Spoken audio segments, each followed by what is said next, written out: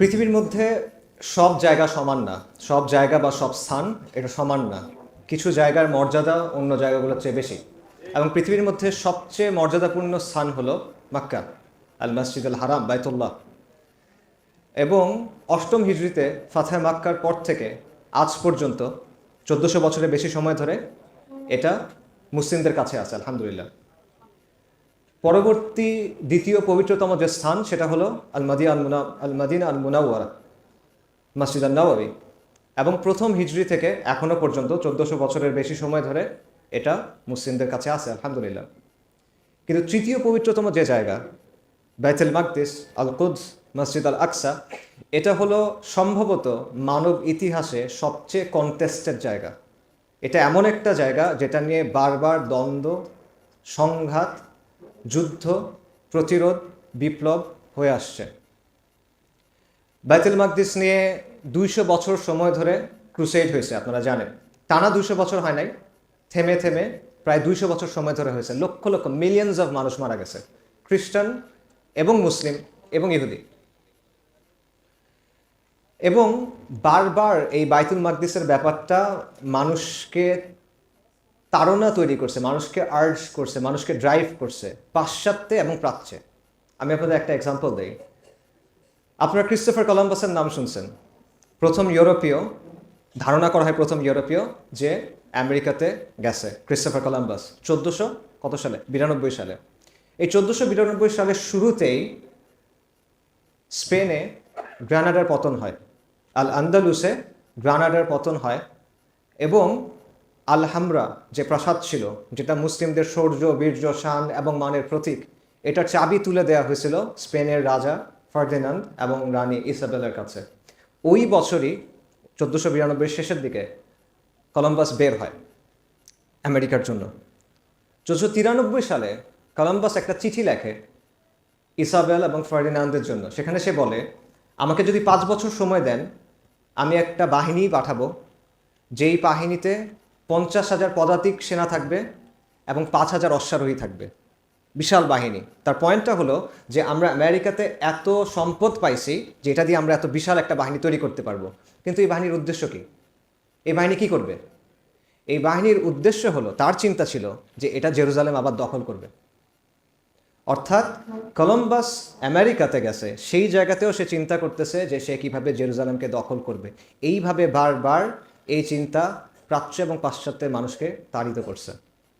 এবং এখানে একটা সিম্বলিক ব্যাপার আছে, দেখেন, যে ক্রিস্টোফার কলম্বাস আমেরিকাতে বসে বলতেছিল যে আমি একটা বাহিনী পাঠাবো যেটা দিয়ে আপনি বাইতুল মাকদিস দখল করবেন বা জেরুজালেম দখল করবেন। এবং আজকে আমরা দেখতেছি যখন গণহত্যা হচ্ছে, আগ্রাসন চলতেছে, দখলদারিত্ব চলতেছে, তখন ফিলিস্তিনের সবচেয়ে বড় মিত্রকে ওই আমেরিকা, যে আমেরিকাতে কলম্বাস গেছিল। তো এই যে এত সংঘাত, এই সংঘাত অনেক লম্বা আসলে। সো এই যে এত সংঘাত, এত দ্বন্দ্ব, এত যুদ্ধ বাইতুল মাকদিসকে নিয়ে, এটার কারণটা আসলে কি? এটা নিয়ে আমাদের দেশে আমি কয়েকদিন আগে দেখলাম যে একজন বলতেছে যে ফিলিস্তিনের যে সংঘাত, এটা হলো পুঁজিবাদের সংঘাত এবং এটা হলো যে সাম্রাজ্যবাদী আগ্রাসনের কারণে হচ্ছে, এটা ধর্মীয় কারণে না। আবার অনেকে বলে যে এটা হলো জমি নিয়ে একটা সংঘাত, মাটি নিয়ে সংঘাত। একটা মাটি, জমির উপরে দুজনের দাবি আছে, সহজ কথা।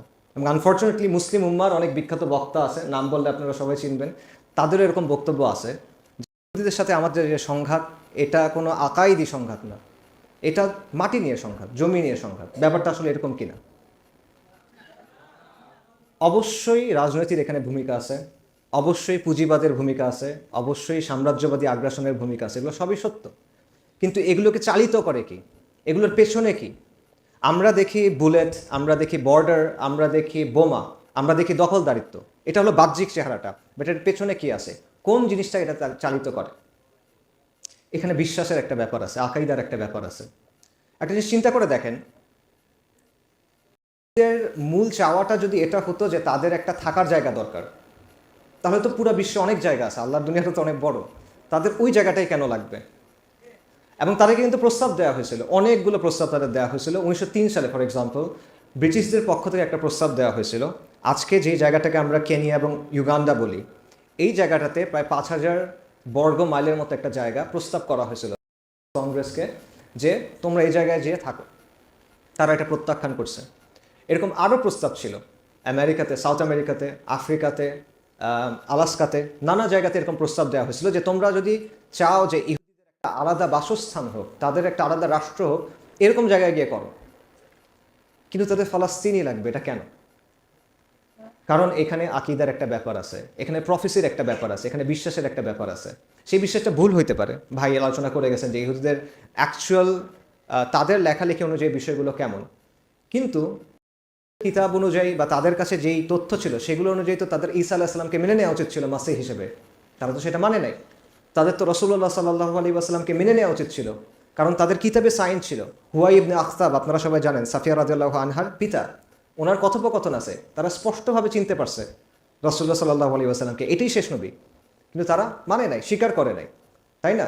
সো একইভাবে তাদের ধর্মে অনেক কিছু আছে, বাট তারা নিজেদের মতো একটা বিশ্বাস ঠিক করে নিছে। এবং সেই বিশ্বাসটা কি? তারা বিশ্বাস করে, এই আলোচনাগুলো ভাই করে গেছে, আমি তাও সংক্ষেপে আবার রিপিট করতেছি। তারা বিশ্বাস করে যে সুলাইমান আলাইহিস সালাম একটা হাইকাল সুলাইমান তৈরি করছিলেন, যেটাকে তারা ফার্স্ট টেম্পল বলে, যেটা কয়েকশো বছর পর ব্যাবিলনিয়ানরা ধ্বংস করে দেয়। তারপর জেরুজালেমের নিয়ন্ত্রণ নেয় পারস্যের একটা সাম্রাজ্য, সাইরাস দ্য গ্রেট। অনেকে মনে করে সাইরাস দ্য গ্রেট হলো জুলকারনাইন, আল্লাহ ভালো জানেন। সেই সময় জেরুজালেমের নিয়ন্ত্রণটা ইহুদিদের দেওয়া হয় এবং আবার একটা মন্দির তৈরি করে, সেকেন্ড টেম্পল। সেটা 70 খ্রিস্টাব্দে রোমানরা এসে ধ্বংস করে দেয়। তারপর থেকে আজ পর্যন্ত জাতির মধ্যে এই টেন্ডেন্সিটা আছে যে তারা আবার সেই মন্দির বা হাইকাল সুলাইমান পুনর্নির্মাণ করবে। তারা তৃতীয় মন্দির পুনর্নির্মাণ করবে।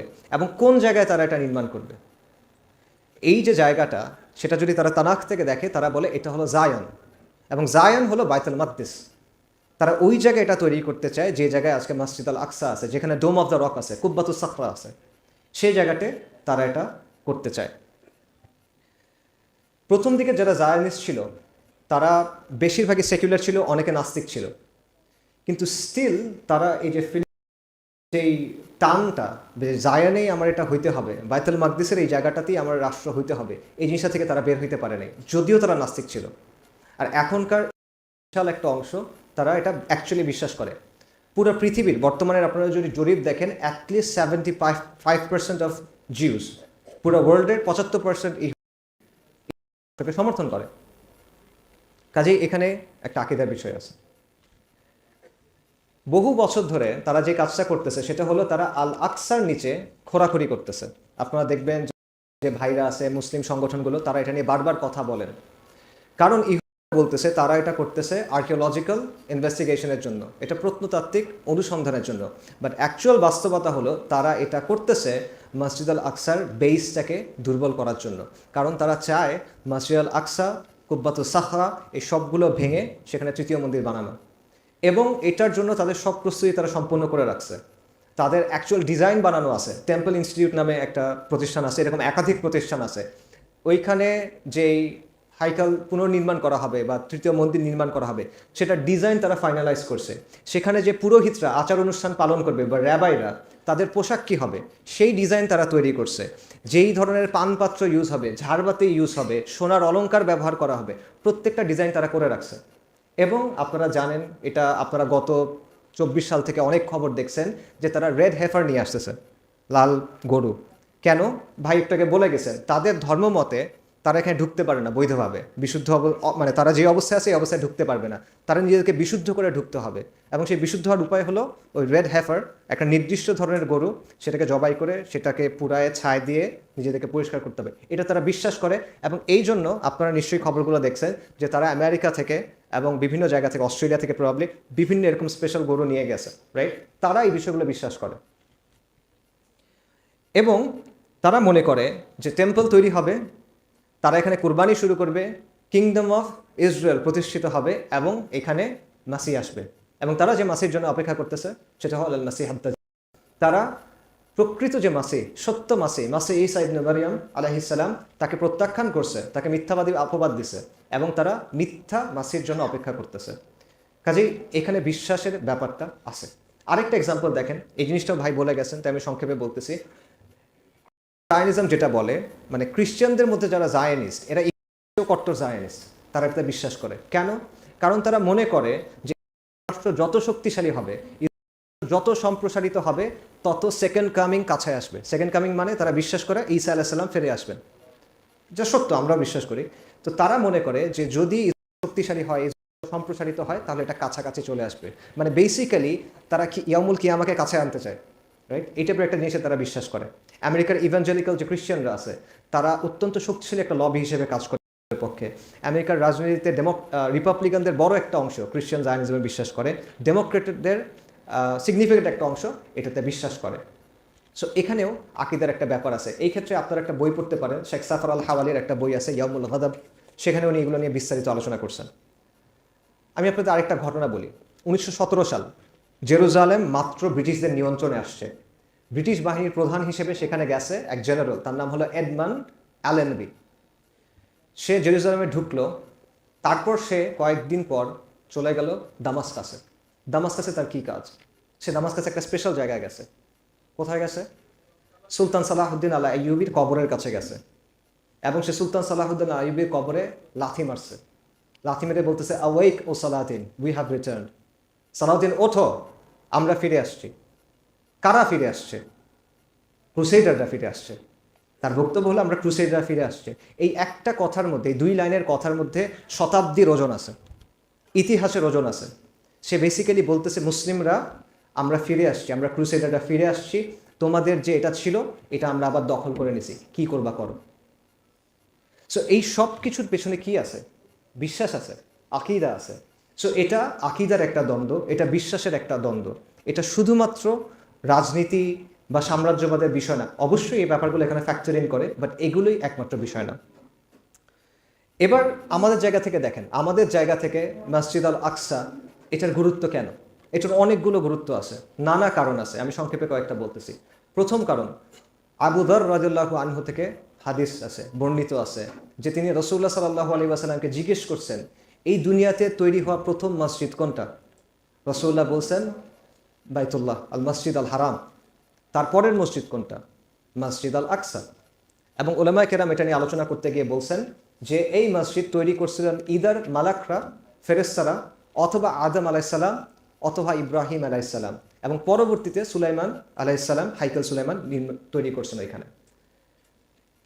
2 নম্বর কারণ আল আকসার সিগনিফিকেন্সের, নবীদের সিলসিলা। বাইতুল মাকদিস অ্যাকচুয়ালি তাওহীদের ভূমি।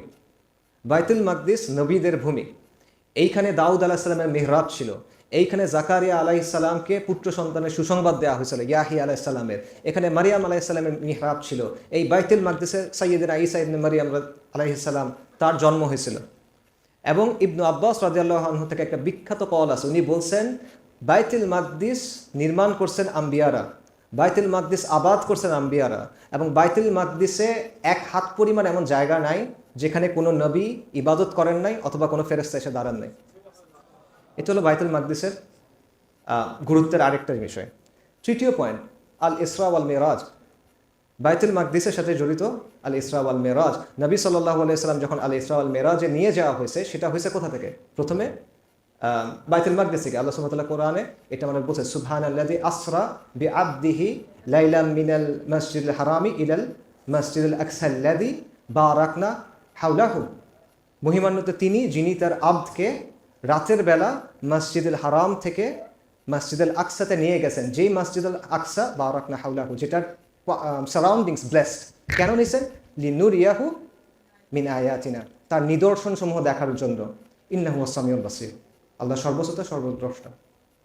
এবং এখানে কি হয়েছে? ইসরার দিন রাসূলুল্লাহ সাল্লাল্লাহু আলাইহি ওয়াসাল্লাম কারা? আম্বিয়ায়ে কেরাম। আদম আলাইহিস সালাম থেকে শুরু করে ঈসা ইবনে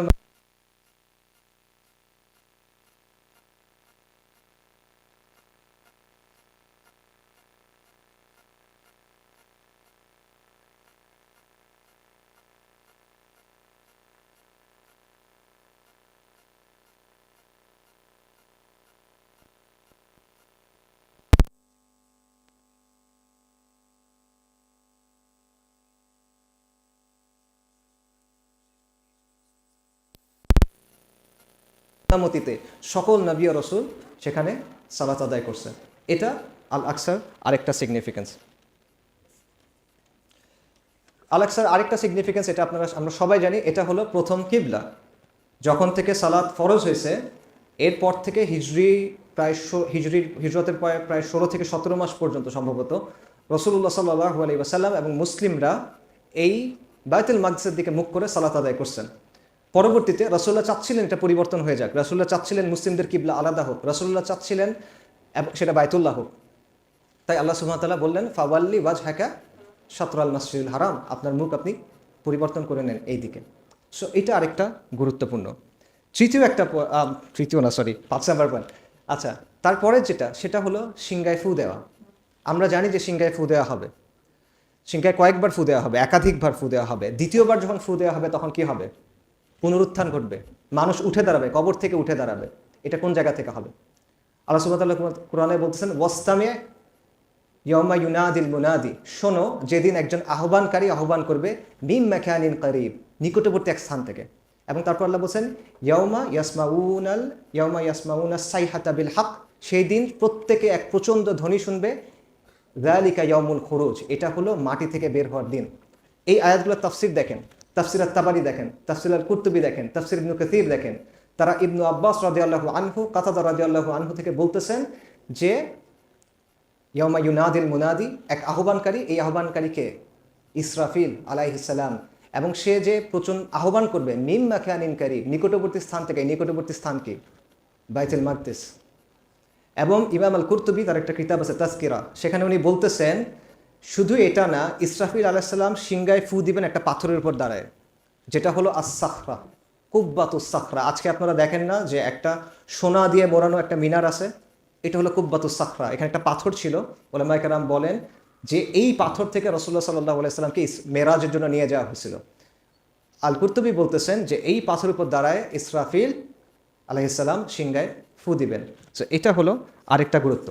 ফাইনাল আরেকটা গুরুত্ব দেখেন, অনেকগুলো হাদিস থেকে এটা প্রমাণিত, হাদিসগুলো বলতেছি না, সময় নাই, এটা আপনারা অনেকে জানেন আশা করি।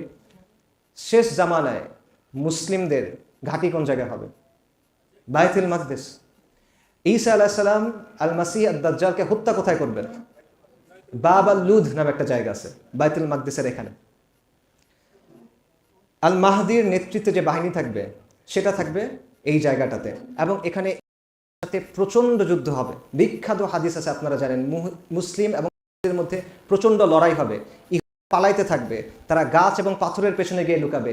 তখন গাছ আর পাথর বলবে ইয়া মুসলিম, ইয়া আব্দুল্লাহ, ও মুসলিম, ও আল্লাহর গোলাম, এদিকে আসো।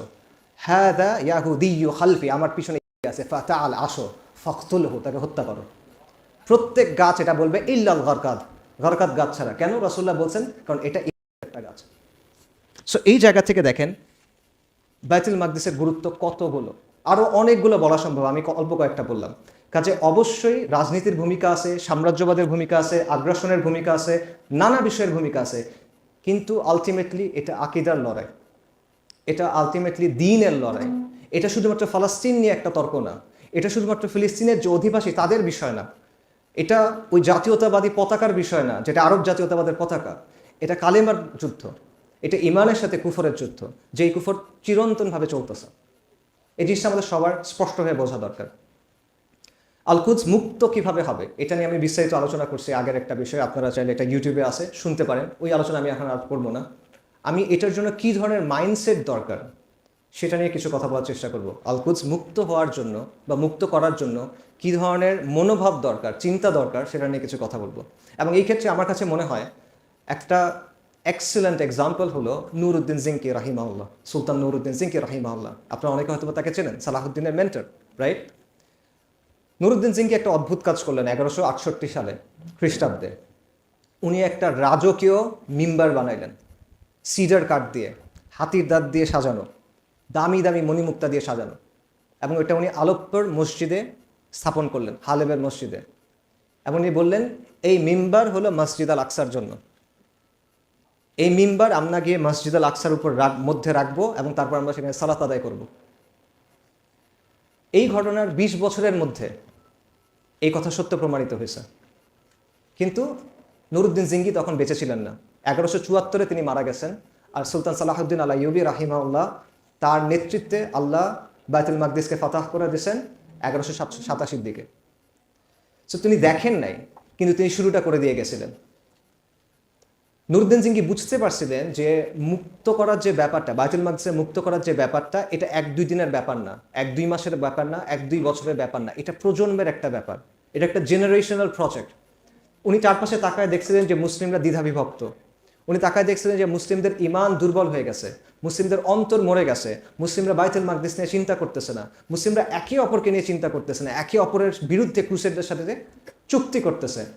তখন তিনি বুঝছেন যে বিভক্ত তলোয়ার আর মরে যাওয়ার হৃদয় দিয়ে জেরুজালেম মুক্ত হবে না। তাই তিনি কি করছেন? তিনি সিরিয়াকে একীভূত করছেন, তিনি সেনাবাহিনী তৈরি করছেন, তিনি ওলামায়ে কেরামের পৃষ্ঠপোষকতা করছেন, যাতে সমাজের মধ্যে ইসলাহ হয়, মানুষের ইমানের ইসলাহ হয়, মানুষের চেতনা জাগ্রত হয়, মানুষ যেন বাইতুল মাকদিসের গুরুত্ব সম্পর্কে বুঝতে পারে। তিনি যে মঞ্চ তৈরি করে গেছেন, সেই মঞ্চে গিয়ে সালাহউদ্দিন আল আইয়ুবী বিজয়টা পাইছেন। নুরউদ্দিন জিঙ্গি ওই স্পার্কটা দিয়েছেন, ওই স্ফুলিঙ্গটা দিয়েছেন, যেটা পরবর্তী থেকে বিজয়ের দিকে আমাদের নিয়ে গেছে। সো আমাদের চিন্তাটা এইভাবে করা উচিত, জেনারেশনাল একটা প্রজেক্ট হিসেবে বিষয়টা আমাদের চিন্তা করা উচিত, আমাদের জেনারেশন তৈরি করা উচিত। নুরউদ্দিন জিঙ্গি নিজে দেখেন নাই, কিন্তু তিনি ওই প্রজন্ম তৈরি করে দিয়ে গেছেন যারা আল আকসাকে মুক্ত করতে পারছে। আমাদেরও সেভাবে চিন্তা করা উচিত, আমাদের ওই প্রজন্ম তৈরি করা উচিত যেটা এই বিজয়টা দেখবে। এবং আমি মনে করি এই প্রজন্ম তৈরি হচ্ছে। কারণ আপনি যদি গাজার দিকে তাকান, গাজায় যে ভয়ঙ্কর হত্যাযজ্ঞ চলতেছে, এবং এরপরও এত ভয়ঙ্কর হত্যাযজ্ঞের পরও সেখানে যে সবর আছে, সেখানে যে ইস্তিকামাত আছে, এটাকে আপনি কি বলবেন বলেন?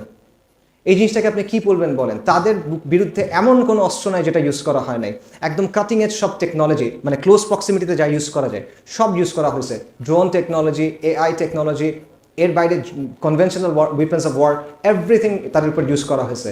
তারপরও এই মানুষরা বলছে লা ইলাহা ইল্লাল্লাহ। গাজার বিষয়টা দেখলে আমার কাছে সূরাতুল বুরুজের কথা মনে হয়। সূরাতুল বুরুজে আল্লাহ সুবহানাহু ওয়া তাআলা বলেছেন কুতিলা আসহাবুল উখদুদ, আসহাবুল উখদুদ ধ্বংস হোক, অভিশপ্ত তারা, গর্তওয়ালাটা ধ্বংস হোক। কেন? তারা কি করছিল? তারা মুমিনদের আগুনে পুড়ায় মারছিল, আগুনের পরীক্ষার মধ্যে ফেলে মারছিল মুমিনদের। কারণ মুমিনরা বলছিল আল্লাহ এক। এই করতেছে তারা বাগি চাপা দিয়ে, পুরায়ে, পানি দিয়ে, এমন কিছু নাই যেটা নিয়ে তারা হত্যা করতেছে না, ছিন্ন বিচ্ছিন্ন করে আমাদেরকে হত্যা করতেছে। এবং এরপরও ওই আগুনের মধ্যে বসেও ওই মুমিনরা তাওহীদের স্বীকৃতি দিছিল। এবং আলহামদুলিল্লাহ এখনও আমরা এই জিনিসটা আমাদের চোখের সামনে দেখতেছি যে এত ধ্বংস, এত হত্যা, পুরো পৃথিবী কেউ তাদেরকে নাই হেল্প করতে পারতেছে না। অল্প একটা ছোট জায়গা আপনি ম্যাপে খুঁজে পাবেন না, সেইখানে মানুষ তারা ইস্তিকামতের উপর আছে, সবরের উপর আছে, তাওহীদের উপর আছে। সুবহানাল্লাহ।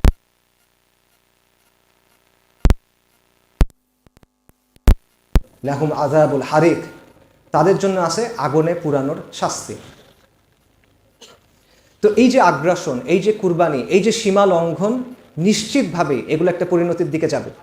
আমি কিছুদিন আগে এক ইহুদির স্ট্যাটাস দেখতেছিলাম ফেসবুকে, সে একটা সেকুলার ইহুদি, সে বলতেছিল যেরকম ঘটনাপ্রবাহ চলতেছে আমার কাছে মনে হচ্ছে এটা যে কোনো একভাবে সমাধান হবে।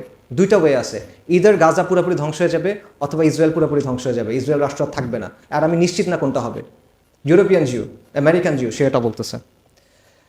সো এই জায়গায় আমাদের ব্যাপারটা কোত্থেকে আসে? আমাদের আত্মপরিচয়ের অংশ বাংলার মুসলিম বা বাংলার ইসলামের ব্যাপারটা এখানে আসলে কীরকম?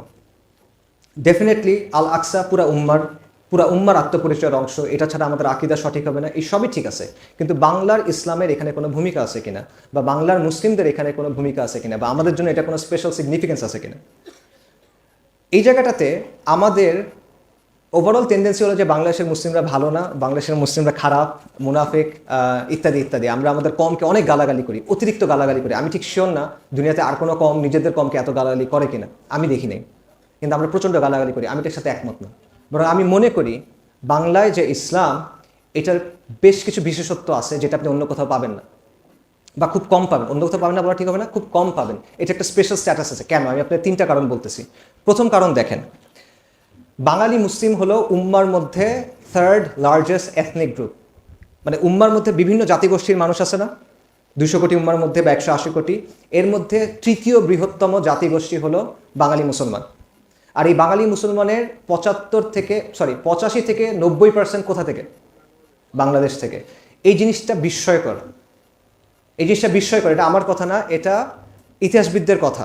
কারণ আপনি এই জায়গাটা দেখেন, এই যে বেঙ্গল ডেল্টা, বদ্বীপ যেটা, এই জায়গাটা মুসলিমদের যে সামরিক এবং রাজনৈতিক কেন্দ্র, কখনো এটার সাথে সরাসরি যুক্ত ছিল না। উমাইয়াদের দামাসকাস, আব্বাসীদের বাগদাদ, উসমানীদের ইস্তাম্বুল, সেন্ট্রাল এশিয়াতে বুখারা, সামারখান, কোনোটার সাথে আমাদের কখনো সরাসরি যোগাযোগ ছিল না। আমাদের চারপাশে কি? আমাদের চারপাশে মুশরিক, আমাদের উত্তরে, পশ্চিমে, পূর্বে মুশরিক দিয়ে আমরা পরিবেষ্টিত, একদিকে সমুদ্র। তো এটা কিভাবে সম্ভব? এত ছোট একটা জায়গা কখনো মুসলিমদের সামরিক রাজনৈতিক কেন্দ্রের সাথে সরাসরি যুক্ত ছিল না, চারপাশে মুশরিক দ্বারা পরিবেষ্টিত। এই জায়গাটাতে এত মুসলিম, কত মুসলিম, উম্মার মধ্যে তৃতীয় বৃহত্তম জাতিগোষ্ঠী। এটা কেন? আল্লাহর ফয়সালা। আল্লাহর ফয়সালা কেন? আল্লাহর ফয়সালার পেছনে কোনো হিকমা আছে কিনা, নাকি এটা এমনি এমনি হয়ে গেছে? নাউজুবিল্লাহ, ডেফিনেটলি হিকমা আছে। আরেকটা বিষয় দেখেন, গত 20 থেকে 30 বছর ধরে উম্মার মধ্যে অনেক পরিবর্তনের চেষ্টা হয়েছে, বিদ্রোহের চেষ্টা হয়েছে, লড়াইয়ের চেষ্টা হয়েছে, জিহাদের চেষ্টা হয়েছে, সংঘাতের চেষ্টা হয়েছে, বিপ্লবের চেষ্টা হয়েছে। এর মধ্যে সফল হয়েছে কয়টা? আপনি যদি হিসাব করে দেখেন, গত 15-20 বছরের মধ্যে সিগনিফিকেন্ট 3টা সফলতা আপনি পাবেন। 3টা একই মাত্রার না, এটা আমি আগেই বলতেছি, 3টা একই মাত্রার না, এর মধ্যে কোনোটা বাকিগুলো হচ্ছে উত্তম, কিন্তু 3টা জায়গায় আপনি সফলতা দেখবেন। 1 নাম্বার আফগানিস্তান, এখানে পূর্ণাঙ্গ সফলতা আসছে, আল্লাহর জমিনে আল্লাহর দিন কায়েম হচ্ছে, আলহামদুলিল্লাহ। 2 নাম্বার সিরিয়া, সিরিয়াতে একটা বিপ্লব হয়েছে, আহলুস সুন্নাহ ওয়াল জামার হাতে সিরিয়া আসছে, যদিও সেখানে শরিয়া প্রতিষ্ঠিত হয়েছে কিনা এটা এখনো স্পষ্টভাবে বলা যাচ্ছে না। 3 নাম্বার বলেন আর কোন জায়গায় পরিবর্তন আসছে? বাংলাদেশ।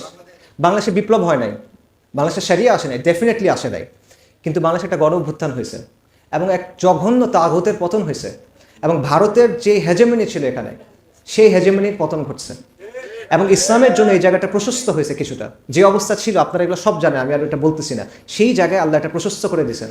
এই জিনিসটা উম্মার আর কোনো জায়গায় ঘটে নাই কেন? হিসাব করে দেখেন, উম্মতের মধ্যে 50টার বেশি জাতীয় রাষ্ট্র আছে আজকে, বা 60টার কাছাকাছি অ্যাকচুয়ালি। এতগুলো জায়গার কোনো জায়গায় হলো না, এই 3টা জায়গাতে কেন হলো?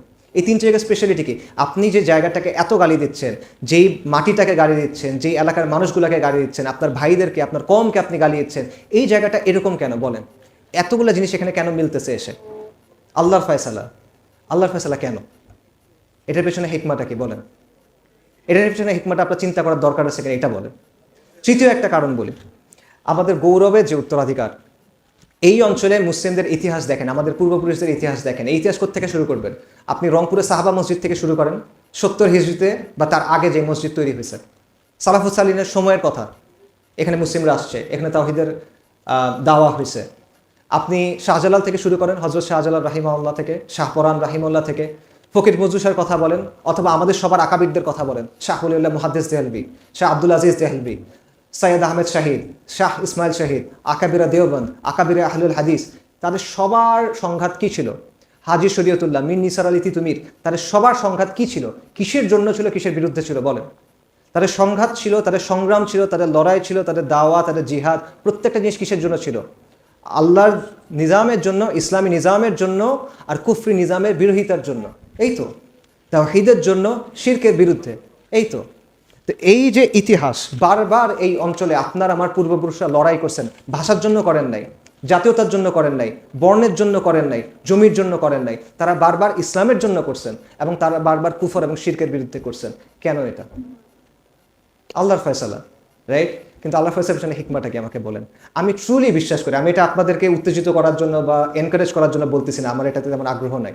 আমি এটা ট্রুলি বিশ্বাস করি যে এই অঞ্চলের মুসলিমদের জন্য, এই কম এবং এই মুসলিম কম, এই জমিন এবং এই জমিনের মুসলিম কমের জন্য আল্লাহ সুবহানাহু ওয়া তাআলা উত্তম কিছু রাখছেন। আমি এটা ট্রুলি বিশ্বাস করি।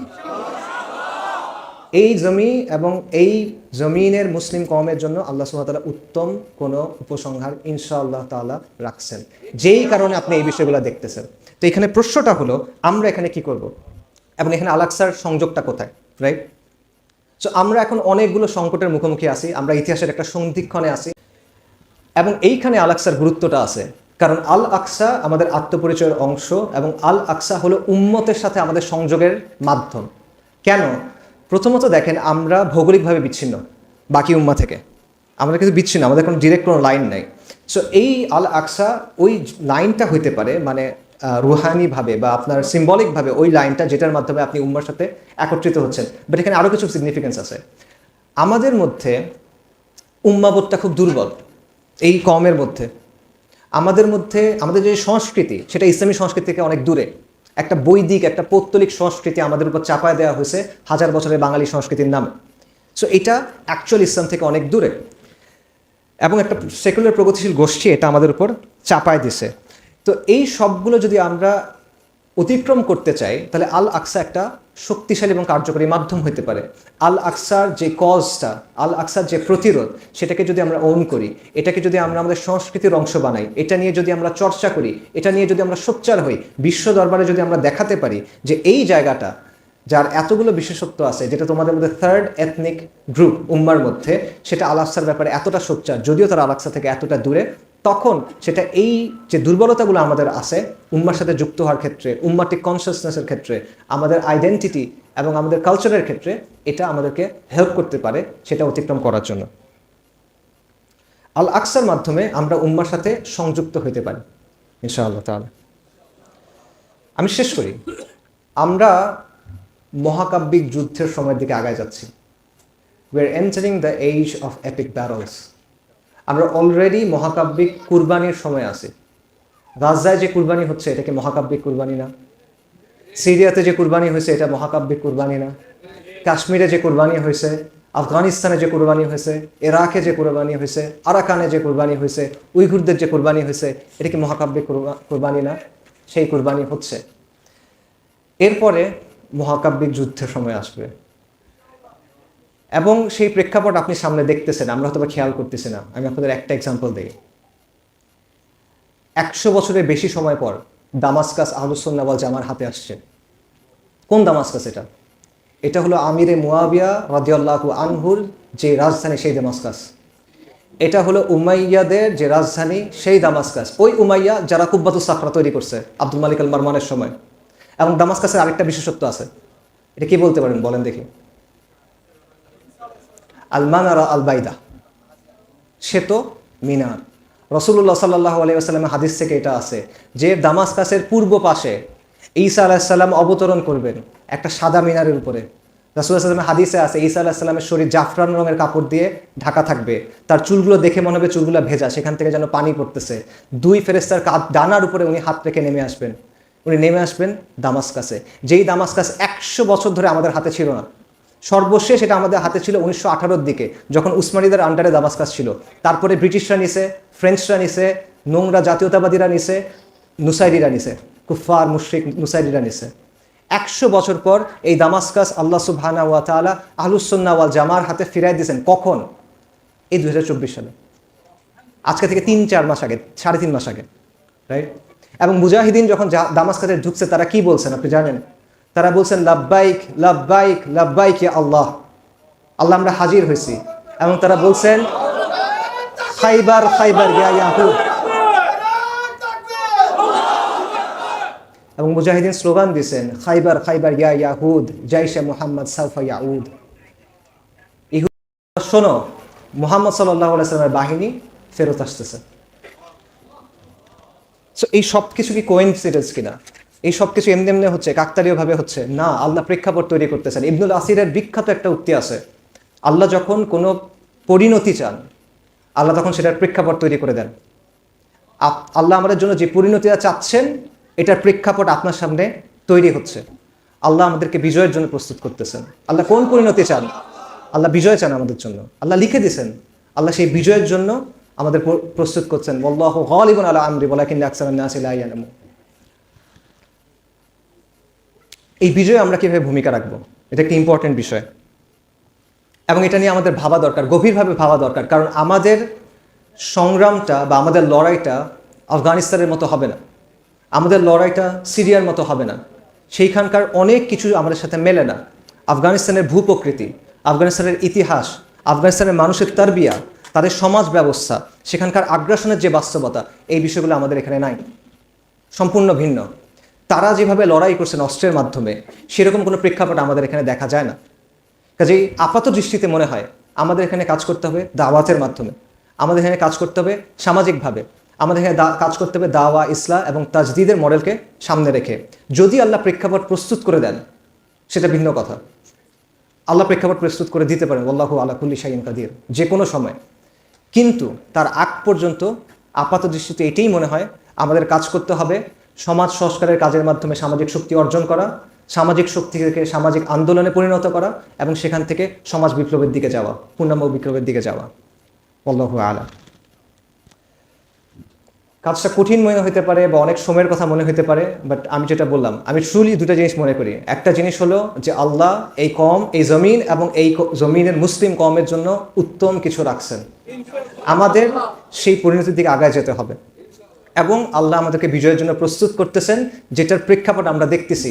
100 বছর পর দামাস্কাস আহলুস সুন্নাহ ওয়াল জামার হাতে আসছে, খুরাসানে তাওহীদের পতাকা উঠতেছে, আফগানিস্তানে আল্লাহর জমিনে আল্লাহর আইন কায়েম হয়েছে। হিন্দুকুশের গোত্রগুলা, গর্বিত এবং সম্মানিত গোত্রগুলো আবারও বিদ্রোহ করতেছে। যারা দশকের পর দশক ইংরেজদের বিরুদ্ধে করছে, তারা আজকে আবার বিদ্রোহ করতেছে কুফরি নিজামের বিরুদ্ধে। কাশ্মীরের গর্বিত যে মানুষরা, তারা হিন্দুত্ববাদের বিরুদ্ধে বিদ্রোহ করতে চাচ্ছে। আর আমরা পশ্চিম আফ্রিকা থেকে বিজয়ের সুঘ্রাণ পাচ্ছি, আমরা সাহেল থেকে বিজয়ের সুঘ্রাণ পাচ্ছি। ইনশাআল্লাহুল আজিজ, ইনশাআল্লাহ আমরা অতি শীঘ্র সুসংবাদ পাবো। আল্লাহ এই উম্মতকে বিজয় দিবেন, আল্লাহ উম্মতে মুহাম্মাদিকে বিজয় দিবেন, আল্লাহ উম্মতে মুসলিমাকে বিজয় দিবেন। এটা প্রতিশ্রুতি, এই প্রতিশ্রুতি আমাদের কাছে আছে। এই প্রতিশ্রুতি কে দিয়েছেন? আল্লাহ আল আজিজ, আল্লাহ আল কাহ্হার, আল্লাহ আল কাহির, আল্লাহ আল জব্বার, আল মুতাকাব্বির, আল মালিকুল মুলক। আল্লাহ সুবহানাহু ওয়া তাআলা বলছেন, কাতাবাল্লাহু আগলিবান্না আনা ওয়া রুসুলি ইন্নাল্লাহা কাওয়িয়্যুন আজিজ। আল্লাহ সুবহানাহু ওয়া তাআলা আমাদের বিজয় দিবেন, সেই বিজয়ের জন্য প্রস্তুতি নেন। আল্লাহ আমাদের বিজয়ের জন্য প্রস্তুত করতেছেন, আপনি প্রস্তুত হন। নিজেকে প্রস্তুত করেন, নিজের সমাজকে প্রস্তুত করেন, নিজের পরিবারকে প্রস্তুত করেন, এই মাটিকে প্রস্তুত করেন, ওই কাফেলাকে প্রস্তুত করেন, এবং ওই প্রজন্মকে প্রস্তুত করেন। ওই প্রজন্মকে প্রস্তুত করেন যেটা বিজয়ী প্রজন্ম হবে। এবং নিশ্চয়ই আল্লাহর প্রতিশ্রুতি সত্য, এবং নিশ্চয়ই আমাদের হারানোর কোনো কিছু নাই। ওয়া আখিরু দাওয়ানা আলহামদুলিল্লাহি রাব্বিল আলামিন।